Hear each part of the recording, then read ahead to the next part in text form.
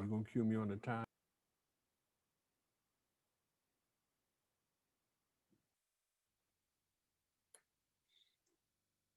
Well, I have that it's 3 o'clock, or at least that's according to my telephone, it's 3 o'clock. So maybe what I'll do is introduce myself and say welcome to everyone. Um, are we live now? Yes? We are, Bill. Maybe give it another couple minutes. We only have 46 people here.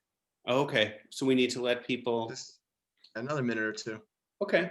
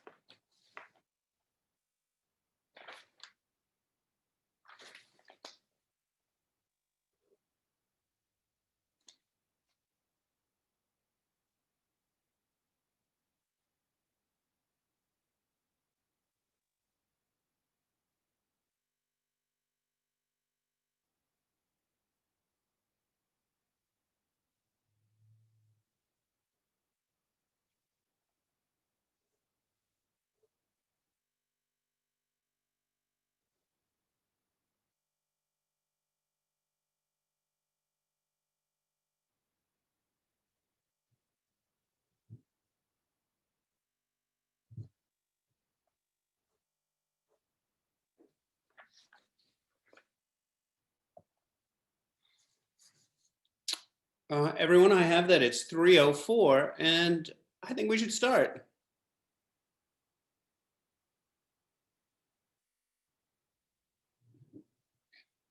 Hello, everyone. I'm going to start now. My name is Bill Valerio. I am the lucky person who is the director of Woodmere Art Museum.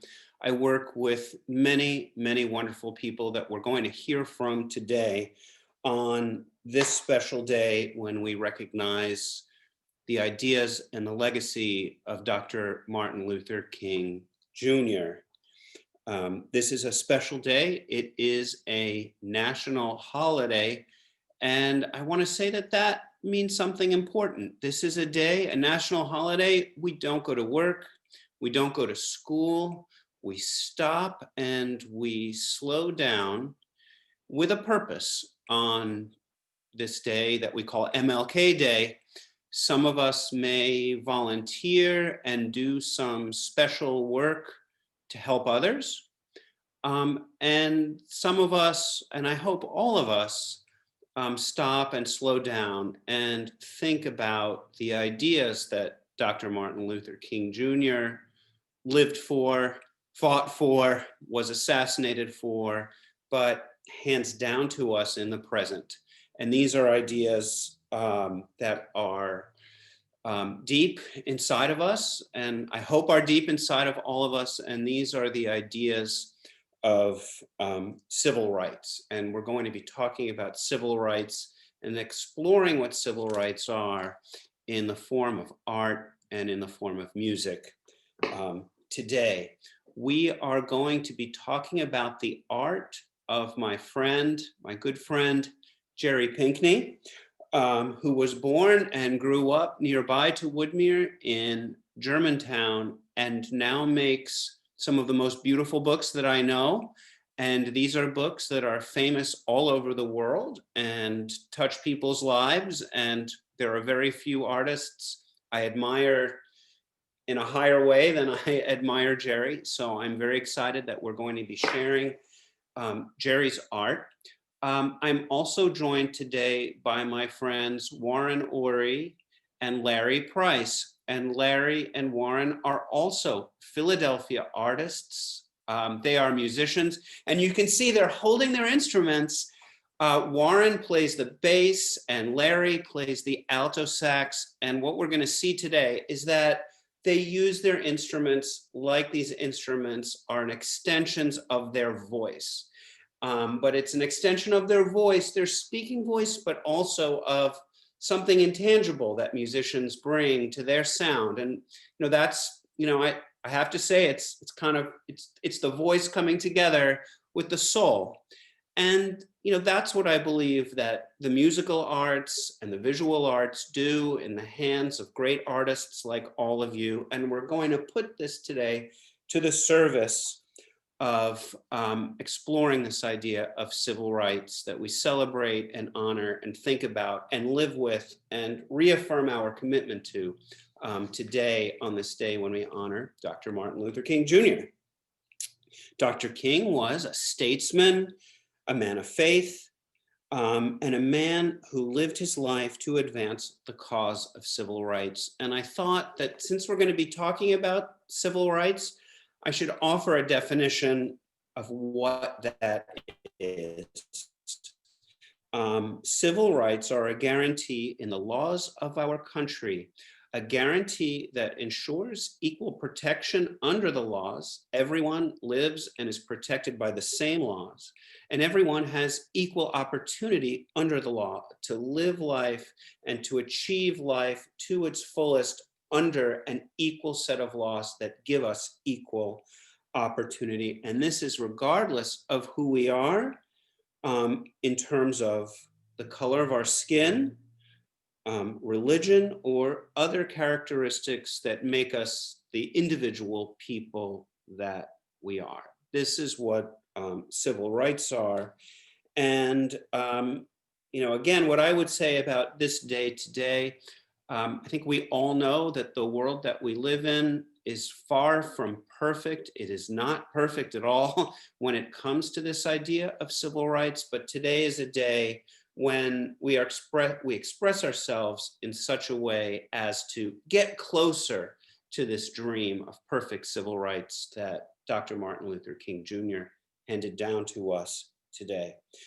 With that, I'm going to ask that everybody please, we'd like you to participate in today's program. So if you have questions, there's a question and answer section on the Zoom screen down at the bottom. If you type in questions, we will have a part of the day's program where we're going to try to answer all of those questions.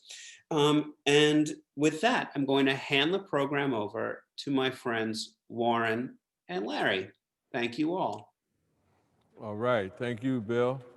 We appreciate that introduction because it is important to note that music plays and played a big part in the struggle for freedom. Martin Luther King, of course, being a minister and a reverend at his church, knew the value of music with his services. But there also is a big, big, significant contribution that music makes and has made to the struggle for freedom.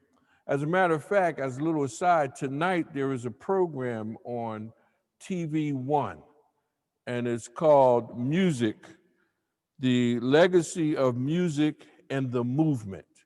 And that comes on at 8 p.m. and at 9 p.m. There are two segments of it, two productions of it, and that's on TV One, which is for most channels 173. So check that out, and you'll see even more how music plays such a strong role. But Martin Luther King knew that, and that's why the music is always significant in what he does. Matter of fact, we're going to do a tune now, a traditional tune called Down by the Riverside. Now, everybody, when you say that, people know it. Now, a lot of people look at it as an African-American spiritual, which is, of course, it was. It was considered a work song, but in reality, it was a song to empowerment. It was a song that meant this is where we're going to escape from. And it even was a song that said, if we have to struggle, this is where the tools are. I'm going to lay down my sword and shield down by the riverside. So Down by the Riverside is much more than just a song to pick cotton to, believe me. It was a song to empower our soul. So here we go with Down by the Riverside.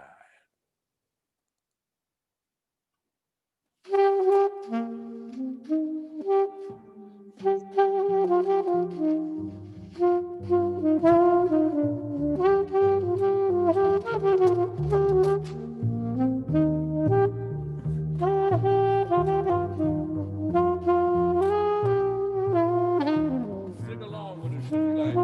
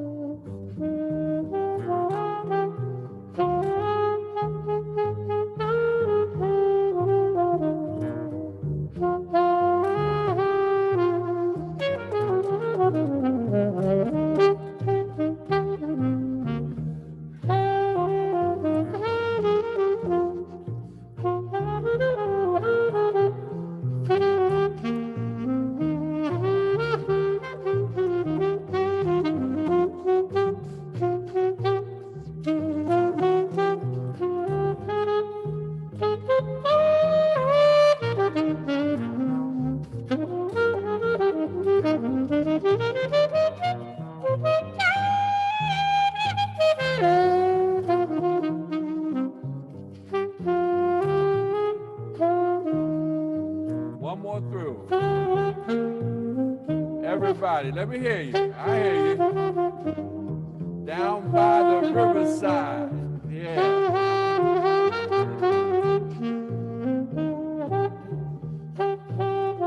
Yeah. Down by the river.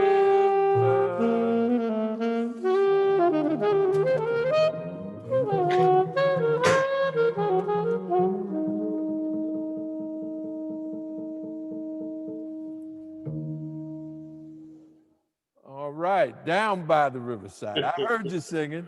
I'm gonna turn it back to Bill. Usually I'm the kind of person that tries to keep his singing quiet because I have such a bad sense of tune and, I'm the person who ruins the happy birthday for everybody. But at any rate, that was beautiful and moving. And I think we're going to start looking at some images. And I don't know, Joe, are you going to put up a PowerPoint that shows some images here? We're going to start looking today at an artwork that was made by Jerry Pinkney this morning. And this is an amazing thing, a portrait of Dr. Martin Luther King Jr. that Jerry Pinkney started, way back in the 1990s, set it aside for a while. It was an unfinished picture, as I understand it, that maybe had something that it still needed. And Jerry picked it up recently in thinking about this very program and reworked it and refinished it to share with us today. And so thank you, Jerry, for this special image. And I want to talk about it for a minute or so, just to describe what it is that I think makes your art so special. And what makes your art special for me is that the decisions that you make all have a purpose. And the first thing I noticed when I opened up this email this morning from you, Jerry, is that this image is in black and white. And that's a decision that tells me something about it. Usually you work in color, you work in watercolors, but this is an image that has no room for things that are pretty, the beauty that color usually brings. This is stark in black and white. And that decision that you made as an artist tells me that this is a work of art about something serious. And what is it about? Well, I think I can see it when I look into the eyes of this rendering of Dr. Martin Luther King Jr. This is not the usual image of him that we expect to see speaking to large crowds of people, a figure in the public space. This is Dr. King turned in on his own thoughts. As much as he's thinking and reflecting, his eyes are wide open. Something that I think you can see on the screen is that you really put a lot of intensity into the drawing of his shoulders are very strong and dark, and there are strong horizontal markings in those shoulders to emphasize, I think, the weight of ideas that those shoulders carry. And that, to me, Jerry, is what makes you such a great artist, is that every element, whether it's just the line and the weight of the shoulders, the expression in the eyes, the nuances of the forehead, the shoulders, the lips, and the way light falls across his face, tell us something about a man that was deep, who took ideas seriously and carried them in, every aspect of the way he carried himself in life. And this is an amazing gift us all. And I can only say, Jerry, thank you for joining us today. And I know, Jerry, you're out there in Zoom joining us today together with your wonderful partner in life, your wife, Gloria, who is an artist too, of the highest order as well. And I just want to thank you for making this image and for sharing it with us so that we can share it with everybody who's joining us today on Zoom. This is a beauty, and I can't thank you enough. I like this in the context of where we are today, because there are some serious matters in our society that I think are probably on many of our minds as we work our way out of many social problems like the pandemic. So I think this is an appropriate image of Dr. King for 2021. With that, maybe let's have the next slide, Joe. And I just want to describe 3 books. And we're going to be seeing images today in our presentation from these 3 very special books by Jerry Pinkney. The first one on the left is Minty, and this is the story of the young Harriet Tubman. When she was a young girl, she was enslaved, And it's the story of her life at that time and how she found the strength to make change in her life so that that wouldn't be any longer, so that she would not be an enslaved person. A Place to Land is the story of Dr. King on the day before the I Have a Dream speech and all the things that were going on in his mind and all the things that he did on that day before the speech. And I think here in the cover of the book, you can see that same focus by Jerry on Dr. King as a thinker. And then finally, a book that we're going to see the images from at the end of this presentation. And this is a book called I Want to Be. And it's the story of a little girl. You see her there on the front cover of the book with butterflies and a rainbow, and she's smelling flowers. And this is a little girl who isn't famous like Dr. King or Harriet Tubman. She's not a famous historic person, but she carries inside of her the spirit of the bravery that they all lived for as she goes about the activities of her daily life. And we're going to see more of all of these books as we go on with our program today. I want to thank you for listening to me drone on, but with that, I also want to introduce my friend and colleague at Woodmere, Hildy Tao, who's our curator of education, who's going to talk more about some of the things that we have to share with you on this special day. So good afternoon, and thank you all for joining us. We wanted to highlight two special books that Woodmere has produced. One on the left is I don't know if people can see me, I don't know, but because I'm not seeing you can, okay. One is a booklet we put together for this program today and will live on our digital website, on our website forever. Great American Heroes, The Art of Jerry Pinkney. You can see a detail of his Martin Luther King painting and collage, that Standing Up for Freedom. In the booklet are several portraits that Jerry has made. So you'll get a portrait of, reproduction of a portrait of, here's Harriet Tubman, Moses of her people, along with a little story or some information, historical information about Harriet Tubman. And then with each portrait, you will get a drawing that you can, with a quote, that you can color, add collage to if you like, look up images from the Civil Rights Movement and add them, or create a forest or a pathway for somebody like Harriet Tubman when she would have traveled at night. On the right-hand side of your screen is the catalog from Woodmere's 2019 exhibition, Freedom's Journal, The Art of Jerry Pinkney, which was an exhibition that showed an array of Jerry's work, both for children and for adults. He's done it all. In fact, the cover illustration you see right there was a work he did for the Underground Railroad Handbook, one of the Underground Railroad Handbooks. Both of these can be found on our website. And the links are below, but I will also put the links in the chat room, so you'll be able to copy them down.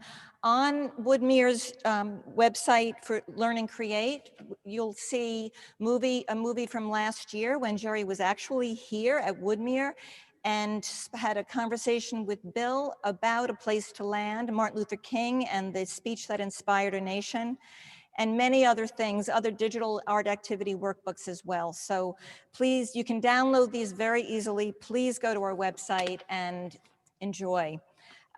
So Joe, next slide, please. We also want to give a shout out to a book that's a wonderful book. I actually used it when I was putting together some of the information on Harriet Tubman. This was written by Jerry and Gloria's daughter-in-law, Andrea Davis Pinkney, and who is a best-selling and distinguished author for children and young adults herself.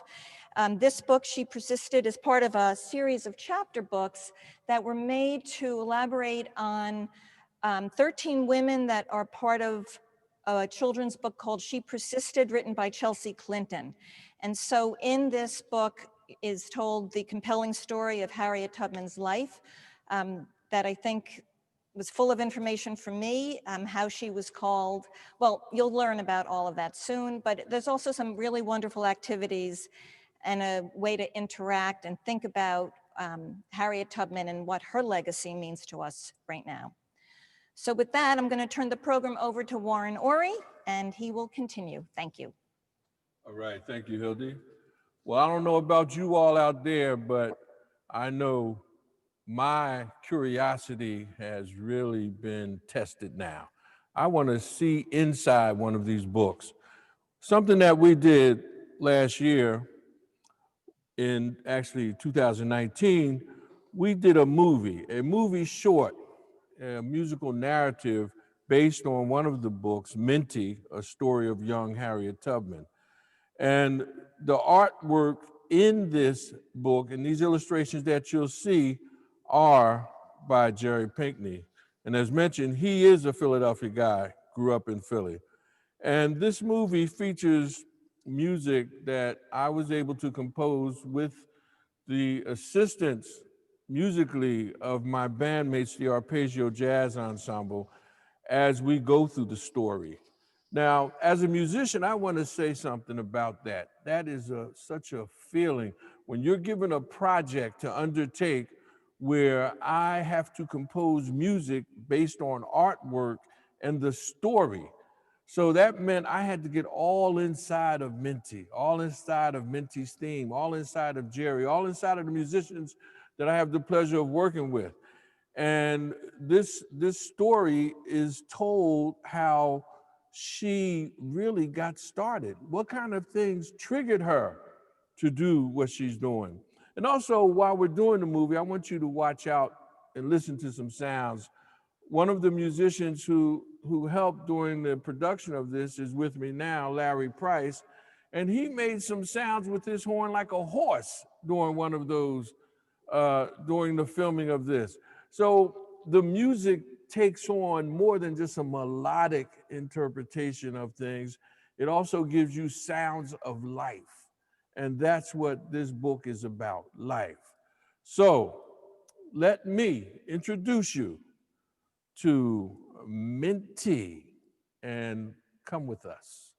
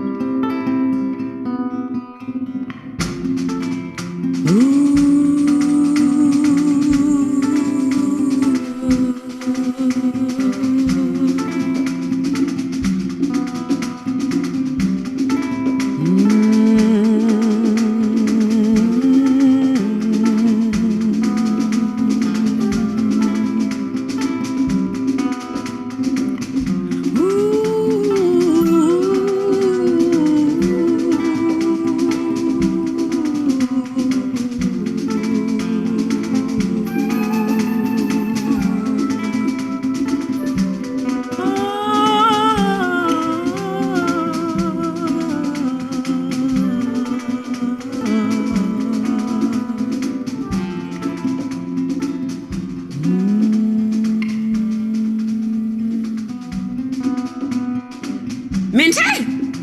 I know you hear me. Get in here, gal. Crouching in front of the big barn door, Minty listened. Mrs. Broda sounded angrier than usual. Get in here, I said. Don't make me come get you. Minty giggled. And then she stuck out her tongue as far as it could go. I'll come when I'm good and ready, she thought. But she didn't dare say it, not out loud.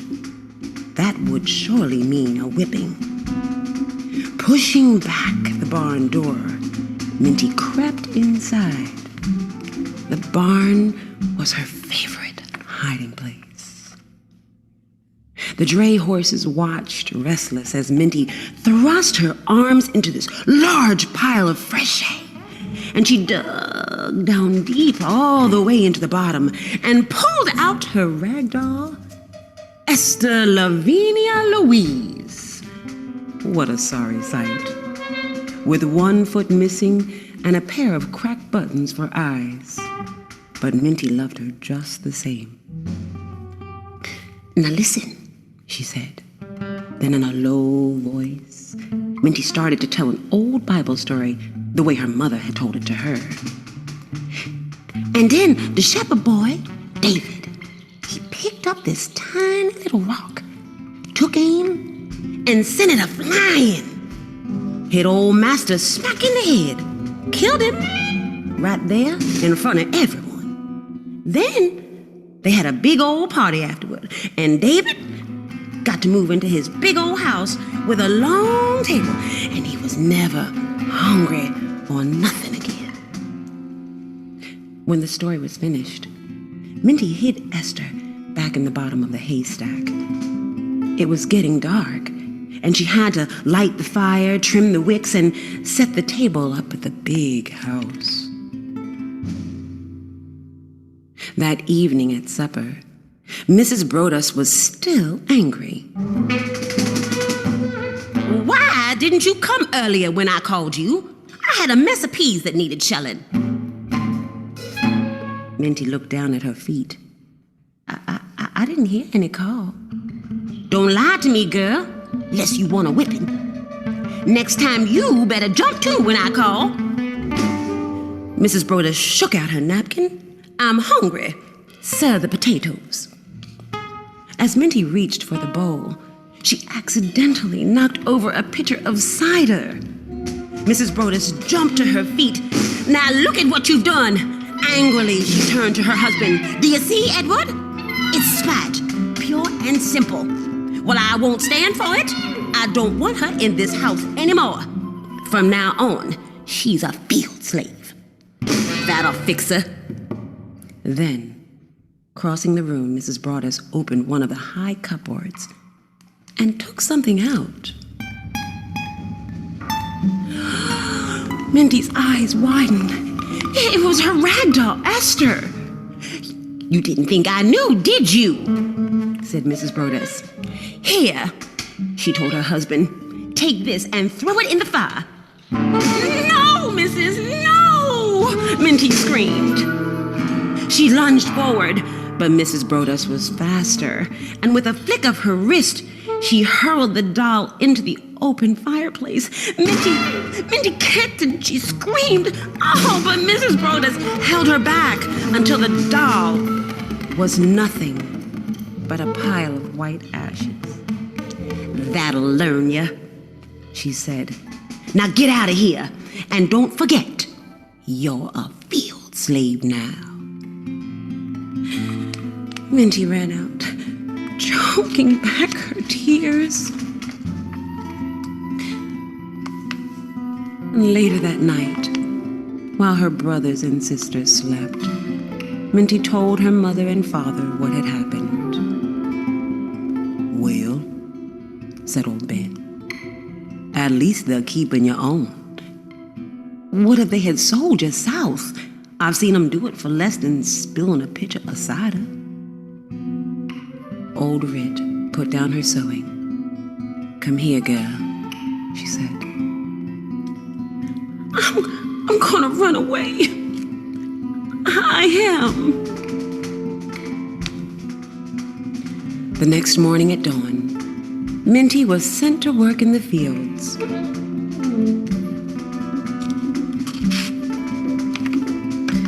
Then July came, and with it the heat and the mosquitoes. Some days Minty could hardly see what she was doing. She had so much sweat dripping down into her eyes. "You ought to wear a bandana," said the woman next to her. "Say, you're a little one. How old are you anyways?" "I'm 8, said Minty. The woman smiled, holding out her hand.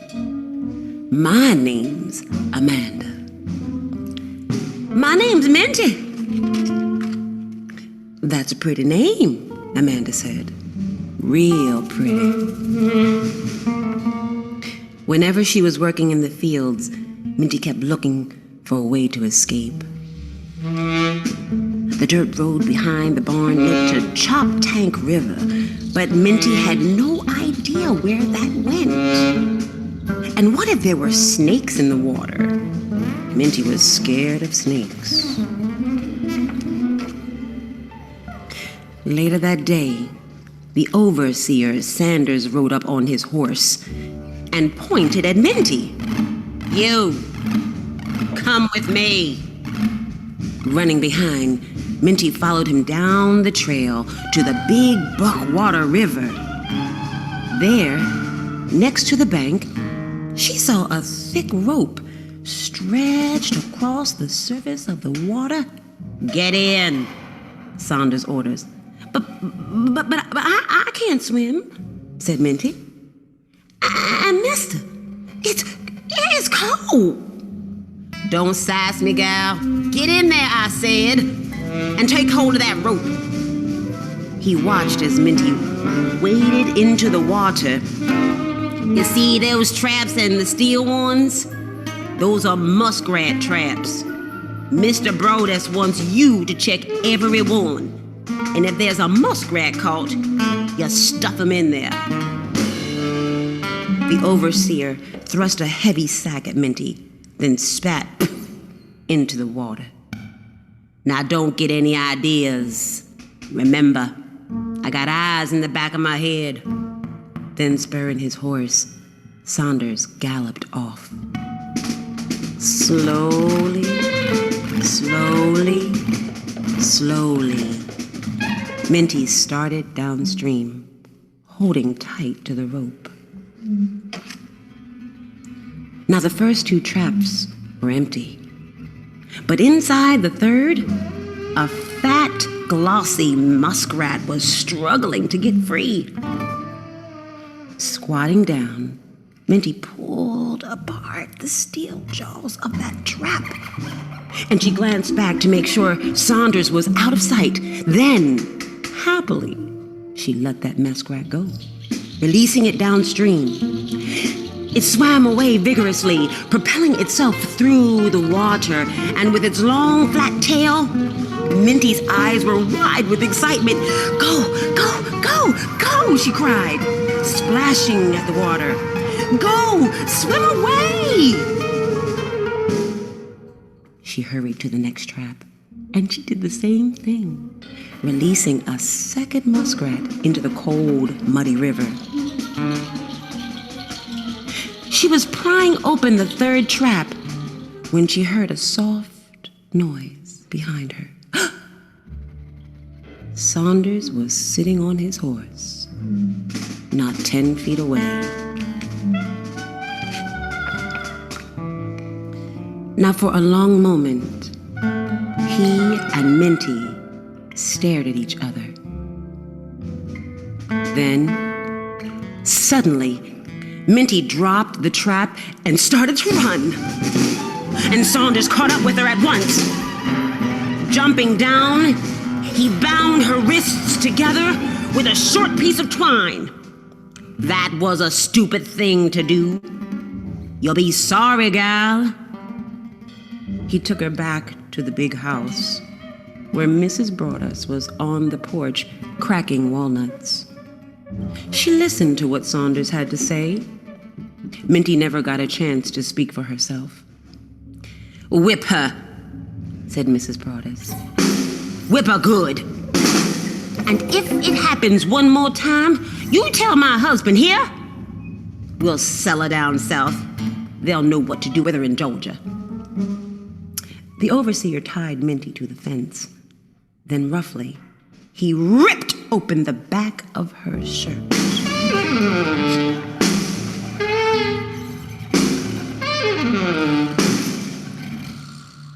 Later, by candlelight, old Rick did what she could to help Minty get through the night.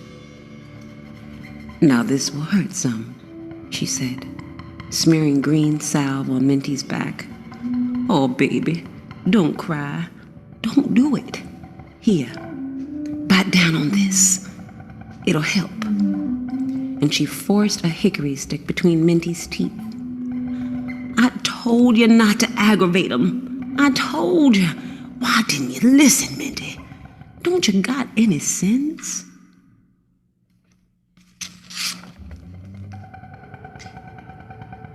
That evening, Minty told her father that she was going to run away. I mean it this time. Oh, I believe you. Only problem is, you don't know where you're running to. Old Ben rose up from his chair. Come, child, come outside, Minty. There's something I want to show you. Silently, they walked toward the barn, and old Ben lit his pipe. Then he pointed up at the sky. Do you see that star? You know, the bright one. That's the North Star, Minty. And do you see all those stars next to it? And with his finger, he traced the outline of the Big Dipper. That's the drinking gourd. Now you listen to me. If you're gonna run, first of all, you gotta make sure it's night. 'Cause the darker, the better. And before you do anything else, you look up and you find that North Star. It'll be the only marker you'll have, so don't lose it. Old Ben reached for Minty's hand. You follow that star, and it'll take you north, all the way to Philadelphia. Minty looked up at the dome of the sky. To her, all the tiny stars looked alike. Show me again, she said. And old Ben pulled her close, and with the stem of his pipe, began painting a picture of freedom in the clear night sky.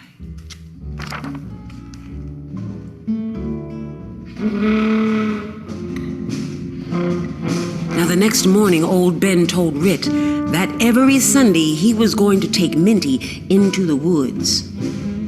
If she's planning to run away, there's some things she ought to know first.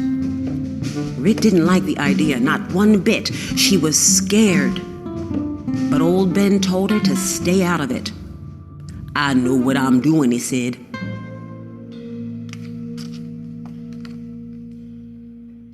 That summer, deep, deep down in the forest, Minty learned how to catch and skin a squirrel. She learned to do bird calls. And long before that, she could run barefoot through the woods without even making a sound. She learned how to catch fish without nothing more than a piece of string and a bent nail. And in the still, muddy waters of the creek, old Ben taught her how to swim.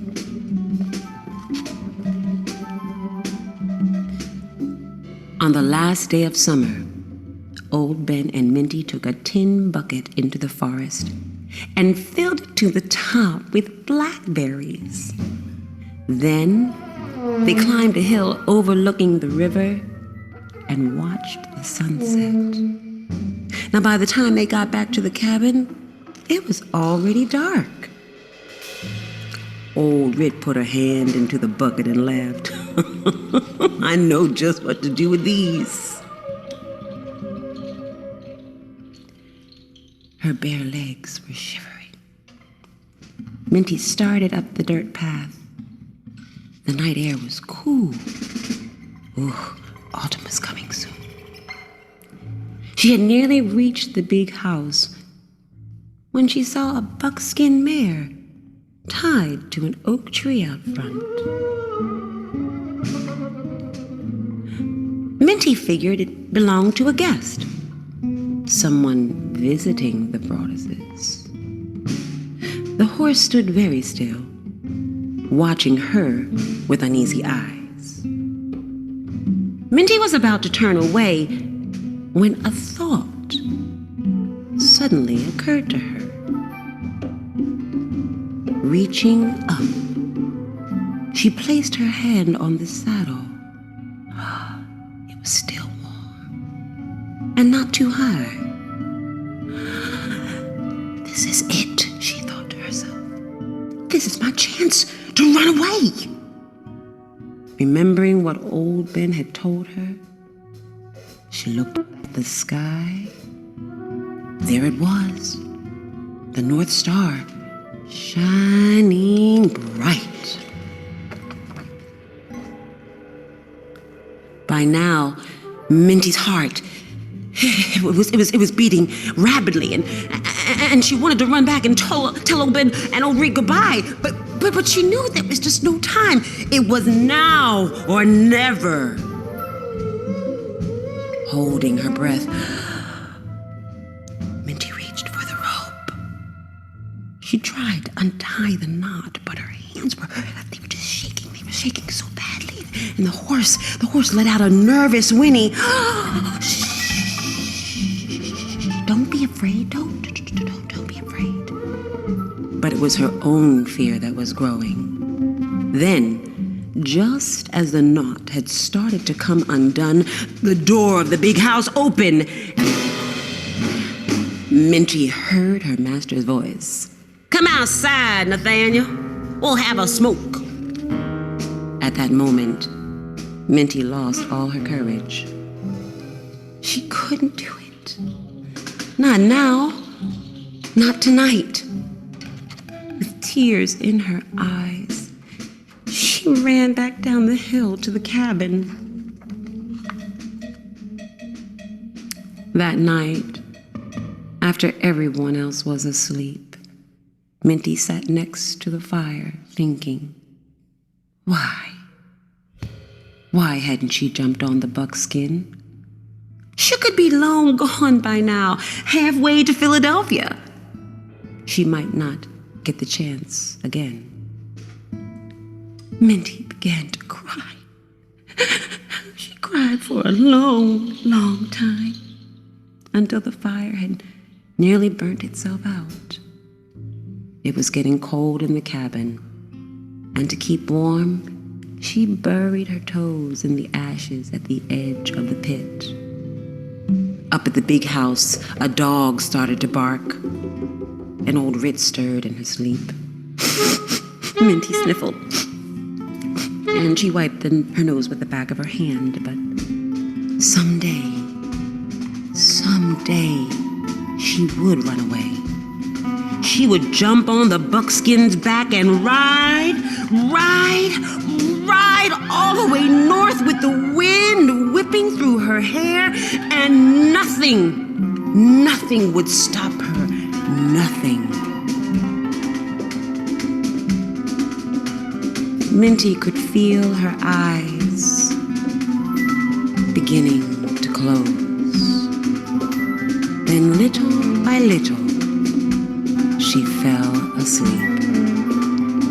Curled up between her brothers and sisters, she dreamed of sunflowers and stars and called of the whippoorwill. And the rough road she would take through the forest one day, when she had the courage. A road that would carry her to her freedom.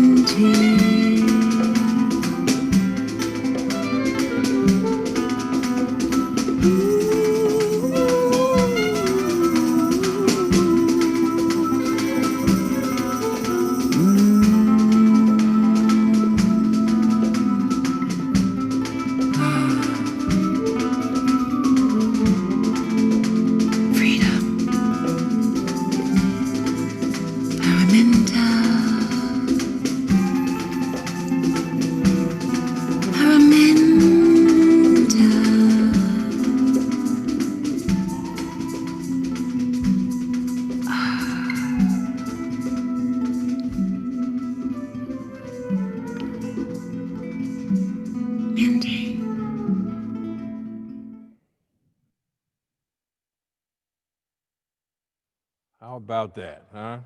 I mean, such an inspiring story with very inspiring illustrations and the music. I just want to take 1 minute to give a shout out to those great musicians I had the pleasure of working with, and that is Doug Pablo Edwards on congas, Juju on the drums, Adam Falk on keyboards and flute sounds, and Larry Price, who's with me today, on the saxophone, and Frank Boutre on guitar, and of course, our vocalist, interpreter, and actress, Miss Suzanne Burgess, on the vocals. And I also want to thank Brother Patrick for doing a great job in shooting the video. So, Harriet Tubman, her original name was Araminta, and so she was nicknamed Minty. And as she got older, she married a man by the name of John Tubman, and then she took her mother's name, Harriet. So this is where Harriet Tubman comes from Araminta. But again, we see on this slide here that Minty on the left of your screen, the young girl, the young Harriet Tubman, and then we see the older, more mature Minty, Harriet Tubman, as she was a conductor on what's known as the Underground Railroad, which of course was not a real railroad, but it was a way to get to a place. So it was still a transportation vehicle, you might say. And she was called the Moses of her people because, like Moses, Harriet Tubman led her people to freedom. So this is something that we need to know is a strong connection with everything that has went on in our country, in our world, with people seeking freedom. And Harriet Tubman was not just the railroad conductor, so to speak, of the Underground Railroad, but she also worked as a nurse. She worked as a scout for the Union Army, a spy for the Union Army during the Civil War. So she was very, very much involved. And an interesting parallel also, in 1863, she led a military raid for the Union Army on a Confederate outpost that liberated over 700 enslaved people. So she was very, very proactive. And interestingly enough, she has something in common 100 years later, as we talk about the man whose birthday we're honoring today, as we see his image right there. And you see how he looks strong and confident. He's not scared.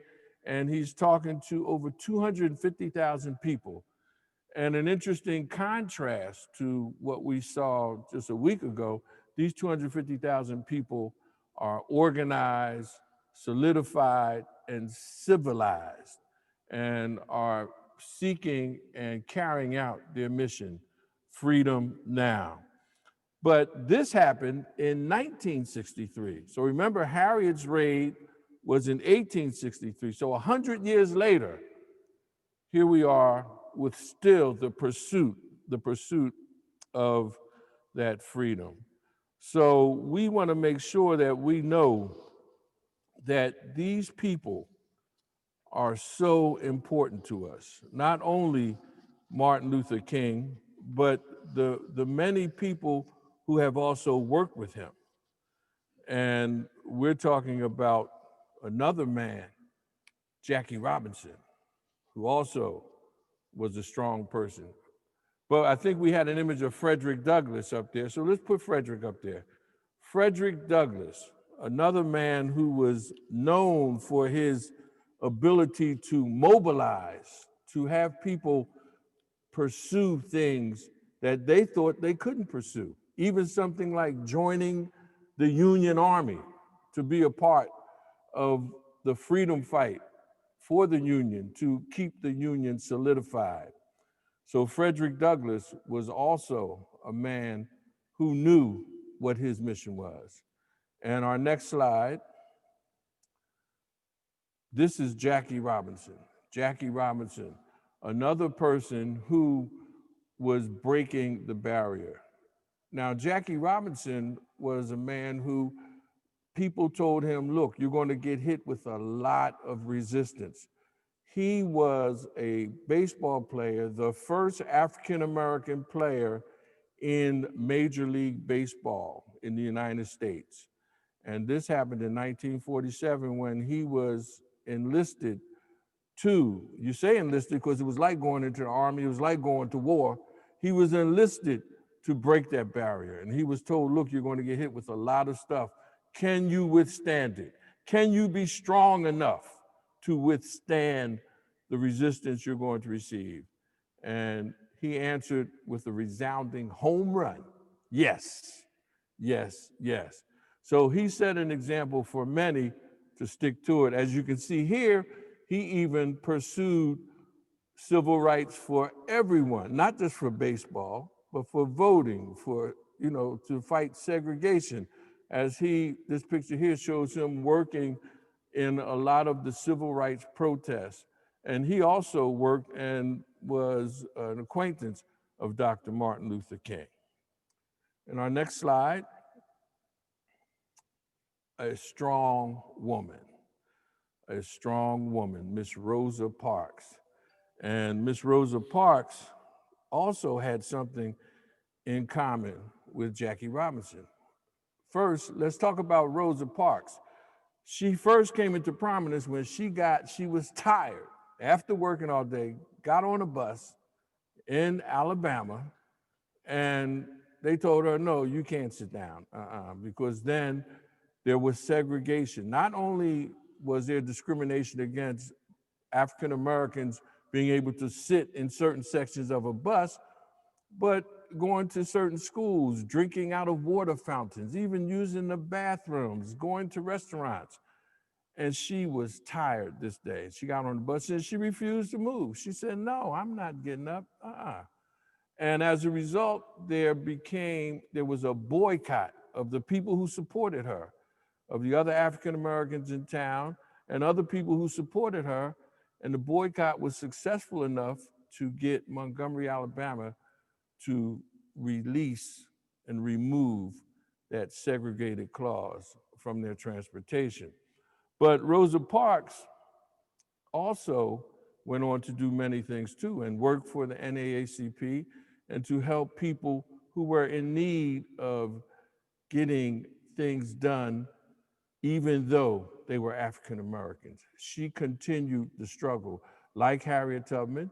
And the parallel between her and Jackie Robinson was also in a position of riding a bus when he was in the military. And again, they had segregation there, and he refused to bow down to it, and he himself was court-martialed. So Rosa Parks, Jackie Robinson, Martin Luther King,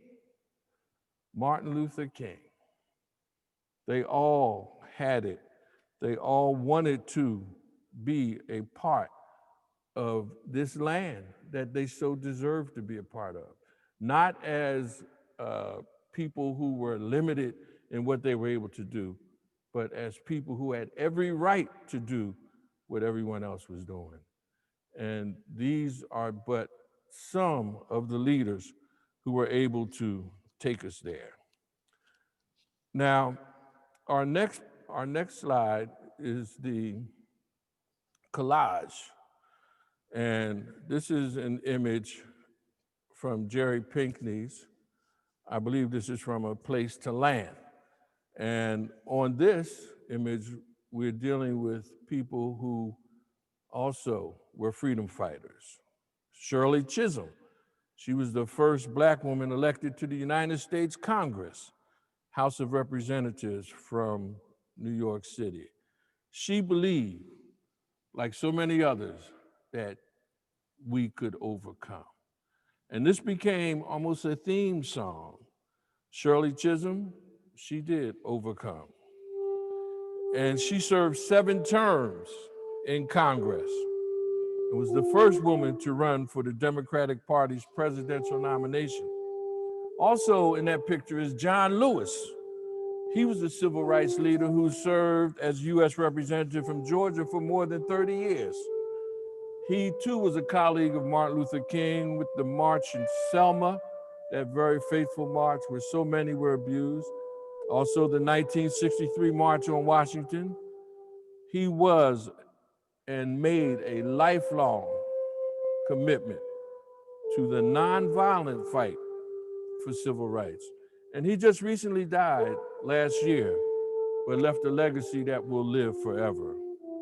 And of course, on the right, the first Black president of the United States, who carries himself strong, solid, upright, shoulders back, head erect. I'm talking about Barack Obama, a very worthy representative of who we are and where we have come from. Now, I'd just like to move to the next slide as we quote the words of Martin Luther King Jr. from his I Have a Dream speech. And so, even though we face the difficulties of today and tomorrow, I still have a dream. It is a dream deeply rooted in the American dream. I have a dream that one day this nation will rise up and live out the true meaning of its creed. We hold these truths to be self-evident that all men are created equal. Yes, indeed. Well, that brings us to the end of this program. But before we go, we want to say something about another book, a book that Jerry Pinkney illustrated. It's called I Want to Be. Now, I Want to Be is, of course, it's about a little girl who says, listen, there's so many things I want to do.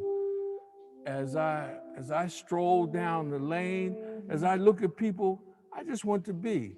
And now I can relate to that. I have children, I have grandchildren, and I am a great grandfather. Now, I don't know if that means I'm a great grandfather or I am a great grandfather, but any way you take it, my children have children and their children have children. So the point is, I can see how alive that is to stroll through the land, through the world, looking at things, so many choices, so many options. I want to be that. I want to be this. I want to be that. Well, go ahead and be it. You can. You definitely can. Because we know, even though it's happening now, we know a change is going to come.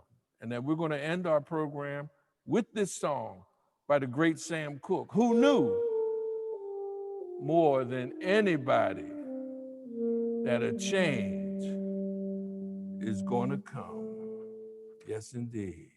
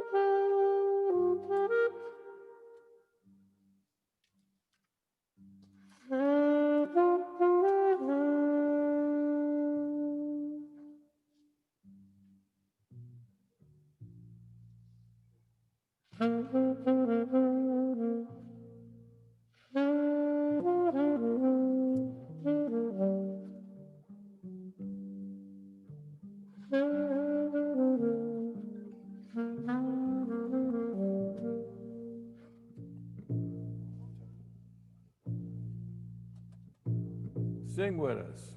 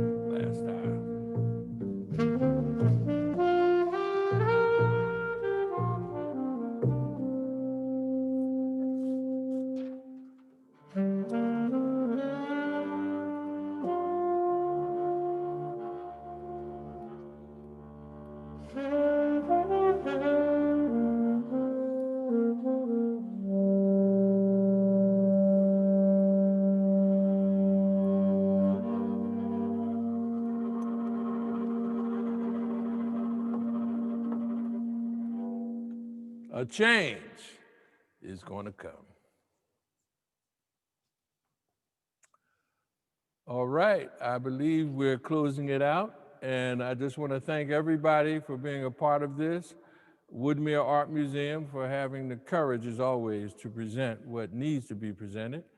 Bill Valerio, Hildy Tao, and my compadre, my man Larry Price on saxophone, yours truly, Warren Orry, and of course, Brian, and the sound man. Thank you, Patrick on sound. Thank you very much.